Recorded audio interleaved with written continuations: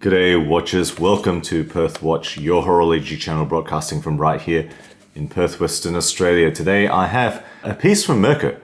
Now MERKUR has sent me a few pieces, and the last one in this packaging I think was a field style watch. And in the past they've actually done pretty good stuff, but I don't know about this piece really, so hang out to the end of the review to see my verdict. Now spinability, I reckon that's about 3 out of 5. There's a little bit of grippiness to this type of canvas type case, I guess, if you will. It's not bad, actually I don't mind the case so much. Now there's lots of little bits and pieces here, including a strap, which I'm not sure that really matches the watch, but anyway, they threw in something. There's some random marketing materials and a lens cloth and whatnot. Multi-caliber manual that's actually very thick to fit in here, but that's typically what they give you. Now, the watch in here, this is what we have today, showing this to you in closer detail. So this is the MERKUR Skin Diver Mechanical watch, so not an automatic this time. As far as I can tell, I haven't actually bothered opening it, but they tell me it's mechanical, so I'm taking them at their word for it. So 120 USD is the listing price. I suspect sometimes it might go below that, but that's actually what it lists on AliExpress and on MERKUR Watch as well, as I checked it just an hour or so ago. Check out the links below if you're interested to look at what else they may offer. So move on to the movement, the first instance, as I usually do. So in here, as far as I gather from all sources, is the Tongji movement. So they call it the M01D, pretending that it is an in-house movement, but it's not. It's a Tongji, a Chinese unified movement, otherwise known as CUM affectionately. You may have seen this in other watches that I've reviewed. I think it's been a while since I did this, but anyway, stats down the left-hand side there. This one does have a quick set date. It doesn't actually hack, which is slightly annoying. It does not have an automatic rotor, so this is a manual wind movement. Now, the rated accuracy in other sources have been pretty wide, as you see there. In use, this is within that range, so it's about plus 14-15 seconds per day. Yes, it is rather fast, but it is still within the specified limits there. Okay, moving on to this case, which I have to say the finishing is not bad. The finishing is actually not too bad for the $100, $120 price point. You're not going to expect perfection. This is actually all right. It is 38.5 millimeters in terms of diameter. It is 13.5 millimeters thick, which is not bad considering that substantial glass there. So that's to the top of the glass.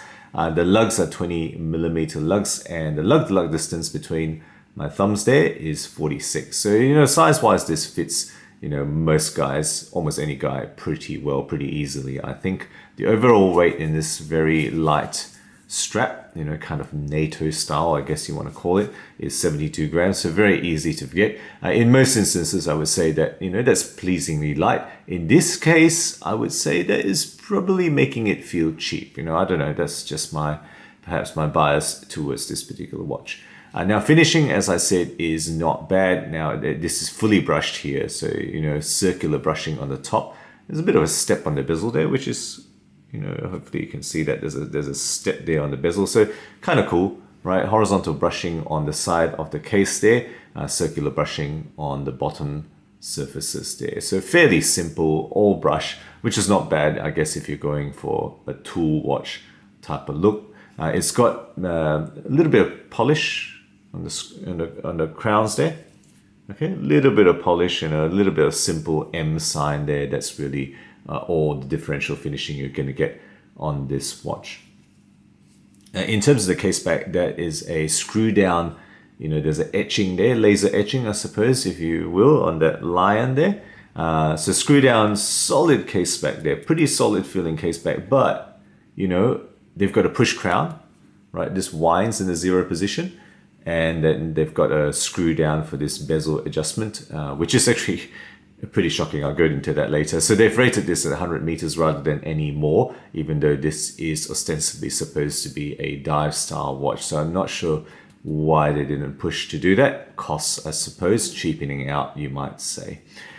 Okay, moving on to the dial here. So this is, as far as I can tell, a matte black dial. There might be a little bit of satin on that, hard to tell with that glass, but look, I'm going to say it's a matte black dial. It's definitely black.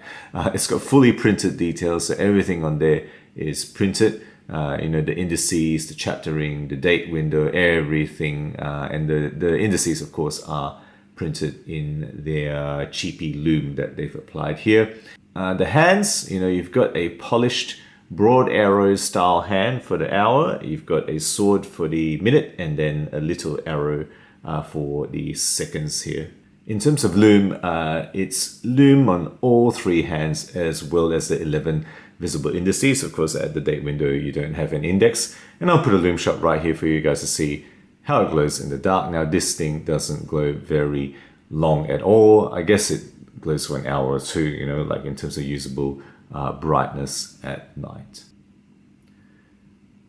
Okay, so moving on to the bezel then. So this is, I think is an aluminum PVD treated internal bezel. They don't really say it looks like that, so that's likely the case. I would guess that's the most likely material and treatment that they've gone here. It's internal rotating. There are no clicks here, and it's bidirectional, of course, with this type of, you know, I guess you can say super compressor type of construction. Not really a true super compressor. I'm going to show this to you now because you know, I should, but it's really quite annoying. So I'm going to unscrew this, and then once you unscrew it, it moves straight away, and you can see no clicks, bidirectional winding. Okay, so functionally it works in terms of, you know, the fact that you choose a position, you're going to lock it in, but it's very annoying to get the precise thing. It's really quite, you know, just the way to catch it into that screw down, right? You're still manipulating this, and it's very difficult to get it right on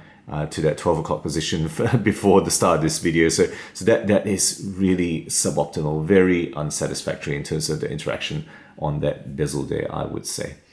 Now, the glass on top of that, so apparently this is a KM glass, whatever it means. You know, it's really just, I think, a hardened mineral crystal.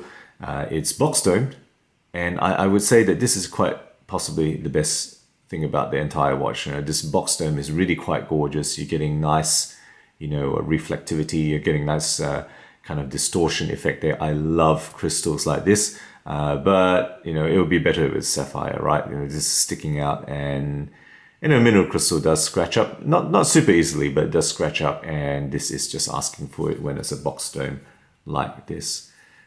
Okay, moving on to the straps then. So the strap, you know, I have to say, it feels cheap. You know, there's some bits that feel like it's going to fray very soon. It does have a quick release spring bar here, so, you know, a little bit of bonus, I suppose, even though they already give you, you know, drilled lugs there. I suppose you're going to change it out very easily if you're going to put your own spring bars. Incidentally, despite the fact that they gave that, they didn't give any extra spring bars, so go figure, right? They're saying go look for it yourself.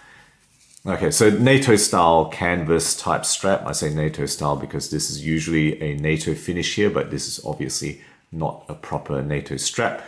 Brush metal hardware there, and you know, who knows why they put a leather insertion here in a dive style watch. I guess the thought didn't really go into this. Okay, so that's the entire description. Let's put on a wrist shot for you guys now. And there you go, guys. This is the MERKUR Skin Diver Mechanical watch on my 17 centimeter wrist. And as you say, you know, 46 millimeter lug to lug, 38.5 millimeter case diameter, and only 13.5 thick. This fits, I think, just about any guy absolutely fine, very easily. And that's the cheapo strap that they provided here. Incidentally, I'm on the smallest setting here, which is usually not the case. So this is a fairly, because I guess it's adjusted for, you know, much larger wrists. Considering this is from China, I'm not sure why that's the case. Okay, so that's the description of the watch here. You know, what do I think are the strengths here? Look, I think it looks good. right? The actual look is actually pretty good. You know, it's got fair finishing, as I mentioned. It's got a rather handsome vintage type of dial here. You know, that's really what they've gone for. I don't know whether this homages or copies anything, but let me know if you know. If there's a model out there that this is copied from, I'm not aware of it. It's got the patina type of lume, Omega style hands. You know, I like all that, you know, and the box crystal, as I said, is simply gorgeous. I really like crystals like this, and this is actually a pretty good job. You know, these are the good things about this watch. But that's kind of where it ends, the kind of looks, right? The fit and the feel of this in hand is pretty shocking, right? I've said the bezel adjustment, you know, really poor, really unsatisfactory. The crown, the way it interacts with the movement, I feel like I don't know if you can hear some of that. I feel like I'm gonna break it, you know, if I turn this too much. The movement itself is a lousy movement. It's really a bottom scraping type of movement, this Tongji movement, right? You can probably buy it for, I don't know, $5 or something. You know, people talk about the Seiko NH35 being cheap. This is the next level down, or maybe several levels down. And I don't know where it is, but it is definitely the cheapest type of movements I ever see on my channel here. The lume is just token, right? It's just there for a little bit of show and the fact that they can say it glows, and that's about it. It's got this illogical leather bit on the strap. You know, a lot of it just doesn't work, you know. And yes, it is cheap. You know, you can probably buy this for under 100 on sale, but hey, you're getting mineral crystal. You're getting, you know, a bottom of the barrel scraping type of movement, which can be had in watches under 30, maybe even under $20. You know, that's really what you're getting here. And I am disappointed. You know, MERKUR have put out some pretty good stuff. I think I reviewed a chronograph with the seagull type of movement.